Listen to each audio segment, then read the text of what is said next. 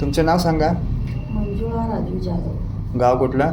रायबाग. इथे येण्यापूर्वी तुम्हाला त्रास काय काय होता? इथनं हे पूर्ण कळाच होत्या हातातनं. पहिलं इथं दुखायचं, हां. मग तिथनं मागणं इथनं दुखत होतं. तिथं पाक मान दुखत होती, मान परतायला येत नव्हतं, एवढं दुखत होतं.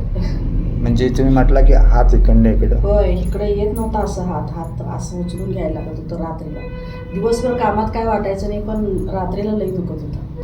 आणि इकडल्या हाताला काही त्रास नव्हता? इकडलं हात जरा जरा दुखत होतं, आता कमी झालंय, पूर्ण कमी झालंय ते.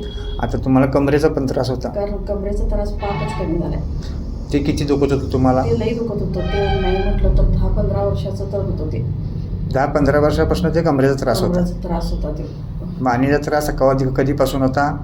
मानेचा नाही म्हटलं तर 7-8 वर्ष तरी झाले असते.